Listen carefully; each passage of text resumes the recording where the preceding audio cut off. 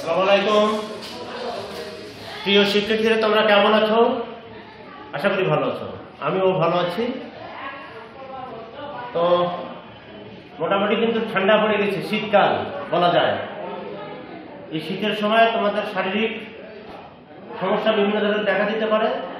তোমরা সেই দিকে খেয়াল রাখবা, নিয়মমাফিক গোসল, খাওয়া পড়া ঠিক রাখবা। আজকে যে বিষয়টি আমি আলোচনা করব তোমাদের সঙ্গে, এই যে আমার স্কুলের সামনে এই যে বড় বড় আমরা যেটা বলতেছি গাছ, যেমন নারিকেল গাছ, মেহগনি গাছ, এগুলো গাছ আছে। এই গাছগুলো একটা বিজ্ঞান ভিত্তিক নাম আছে, সে নামটা তোমরা বলতে পারবা? বলো তো দেখি। হ্যাঁ, এগুলোর নাম হচ্ছে উদ্ভিদ। এই উদ্ভিদের জীবন কিভাবে পরিচালিত হয় সেটা তোমাদের জানা আছে? এই উদ্ভিদ বেড়ে ওঠার জন্য তাদের কিছুগুলো পুষ্টি উপাদানের দরকার।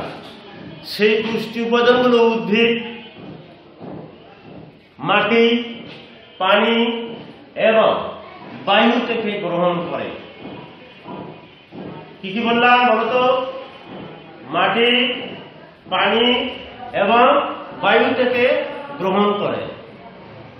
আজ পর্যন্ত বিজ্ঞানীরা গবেষণা করে এই উদ্ভিদে 60টি অজৈব উপাদান পেয়েছে। এই 60টি অজৈব উপাদানের মধ্যে উদ্ভিদ একান্তভাবে অত্যন্ত প্রয়োজন 16টি উপাদান গ্রহণ করে।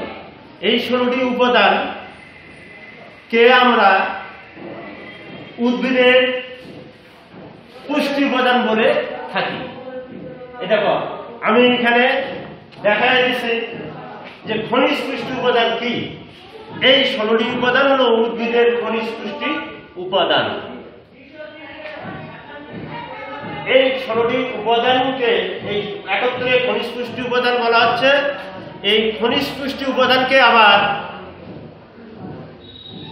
দুই ভাগে ভাগ করা হয়ে গেছে। দেখো এখানে প্রকারভেদটা আমি দিয়ে দিচ্ছি। প্রথম যে উপাদানগুলোকে বলা অত্যাবশ্যকীয় উপাদান। অত্যাবশ্যকীয় উপাদান 16টি। সেই 16টি উপাদান আবার দুই ভাগে ভাগ করছে। একটার নাম হলো ম্যাক্রো উপাদান আর 2 নম্বরের নাম হচ্ছে মাইক্রো উপাদান। ম্যাক্রো উপাদান কোনগুলোকে বলবো? এখানে আমি বোর্ডে দেখাই দিচ্ছি। দেখো ম্যাক্রো উপাদান হলো 10টি। Nitrogen, potassium, phosphorus, calcium, magnesium, carbon, hydrogen, oxygen, sulphur এবং আয়রন। এই 10টি ম্যাক্রো উপাদান। এই 10টি উপাদান উদ্ভিদের জন্য খুবই গুরুত্বপূর্ণ। মাইক্রো উপাদান কোনগুলো? দেখো এখানে দেখা যাচ্ছে 6টি। Zinc, manganese, molybdenum, boron, copper এবং ক্লোরিন। এই 6টি উপাদান উদ্ভিদের কম ব্যবহার করে, কিন্তু ওই 10টি উপাদান উদ্ভিদের অত্যাবশ্যকীয় উপাদান বলা হচ্ছে। এই উপাদানগুলো উদ্ভিদ পুষ্টি উপাদানগুলো গ্রহণ করে সে জীবনে মোটা তাজা হয়, বেড়ে ওঠে, ফল ফুল দেয় এবং প্রজনন ক্রিয়া সম্পূর্ণ করে। এই ধারাবাহিকতা উদ্ভিদ ভ্রূণ থেকে তার জীবন পরিচালনা করে একদম মৃত্যুর আগ পর্যন্ত। এইটা হলো আমি এতক্ষণ যে বিষয়গুলো বললাম সেটা উদ্ভিদের শিরোনাম লেখা আছে উদ্ভিদের খনিজ পুষ্টি উপাদান। এগুলোকে বলা হয় উদ্ভিদের খনিজ পুষ্টি উপাদান।